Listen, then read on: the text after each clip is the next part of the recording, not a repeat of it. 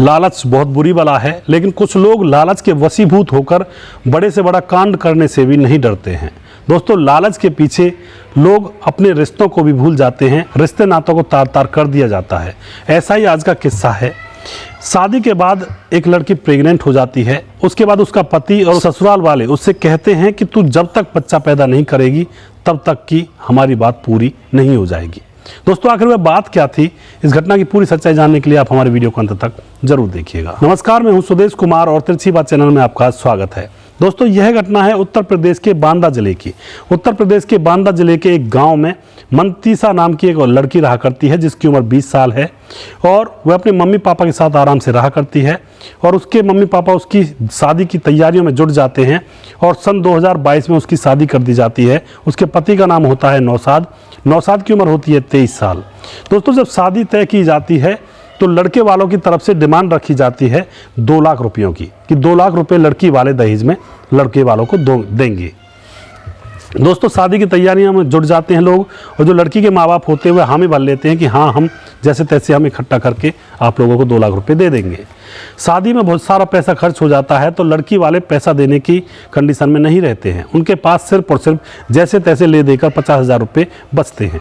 अब वह लड़के वालों से गुहार लगाते हैं कि तुम अभी 50,000 रुपये ले लो और कुछ दिनों के बाद हम तुम्हें 1.5 लाख रुपये और दे देंगे, धीरे धीरे इकट्ठा करके। अब यहाँ पर शादी हो जाती है और शादी होने के बाद अब जो मंतीसा है वो अपने पति नौशाद के साथ अपने घर आ जाती है, ससुराल में आ जाती है। अब क्या होता है दोस्तों, धीरे धीरे कुछ समय गुजरता है तो ससुराल वाले मंतीसा के ऊपर दबाव बढ़ाने लगते हैं कि जो 1.5 लाख रुपये बचे थे उनको लेकर आओ। लेकिन मंतीसा कहती है कि मेरा पिता किसान है, वह धीरे धीरे इकट्ठे करेगा और धीरे धीरे आप लोगों को दे देगा। अगले साल जब फसल उठेगी कुछ पैसे तब इकट्ठा होंगे, कुछ इधर उधर से करके दे देगा, लेकिन तब तक तो कम से कम मुझसे लड़ाई मत करो। दोस्तों, लेकिन फिर भी उनके घर में लड़ाइयाँ होती रहती हैं।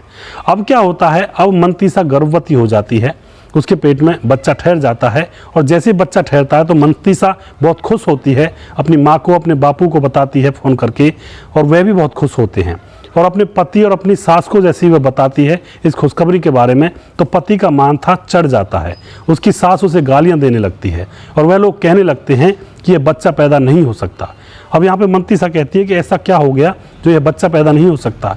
तो सास कहती है कि जब तक 1.5 लाख रुपए नहीं आ जाते तब तक तुम बच्चा पैदा नहीं करोगी, वरना बच्चा पैदा हो गया तो हमारा बेटा किसी दूसरी शादी करने के लायक भी नहीं रहेगा। अब तो ऐसा है, बच्चा नहीं होगा तो मेरा बेटा दूसरी शादी आराम से कर लेगा। दोस्तों, यहाँ पर इस बात को सुनकर के मंतीसा को बहुत बुरी एक तरह से ठेस पहुँचती है, लेकिन वह बच्चे को पैदा करना चाहती है, वह बच्चे को गिराना नहीं चाहती। अब यहाँ पर जो उसके ससुराल वाले होते हैं वह उससे बार बार कहते हैं कि बच्चे को गिरा दे, हम इसको पैदा नहीं होने देंगे जब तक तुम्हारा बाप 1.5 लाख रुपये हमें नहीं देगा। यहाँ पर मंतीसा दुखी होती है और बच्चे को नहीं गिराना चाहती है तो उनसे लड़ती रहती है, लेकिन झेलती रहती है। एक दिन क्या होता है, ज़बरदस्ती उसके ससुराल वाले, उसका पति, उसका ससुर और उसकी सास उसको ज़बरदस्ती बच्चा गिराने की दवाई खिला देते हैं। और जैसे दवाई खिला देते हैं तो ससुराल वाले बहुत खुश होते हैं कि अब ये बच्चा गिर जाएगा। लेकिन दोस्तों, यहाँ पर बच्चा अच्छी तरह से नहीं गिरता है, वह दवाई रिएक्शन कर जाती है और यहाँ पर मंतीसा बीमार हो जाती है। उसके बाद ससुराल वाले उसको लेकर मेडिकल कॉलेज में पहुँचते हैं और वहाँ जाकर जैसे तैसे नज़र बचाकर मंतीसा डॉक्टर को बता देती है कि मेरे घर वालों को बुला दो और पुलिस को बुला दो, क्योंकि मंतीसा का फ़ोन भी छीन लिया था उन लोगों ने, जिससे कि वह घर वालों से बात ना कर सके। अब क्या होता है दोस्तों, डॉक्टर पूछते कि आखिर बात क्या हुई, तो मंतीसा कहती है कि मेरे घर वालों ने मुझे ज़बरदस्ती गर्भ गिराने की गोलियां दी हैं और उनसे यह मेरी हालत हुई है।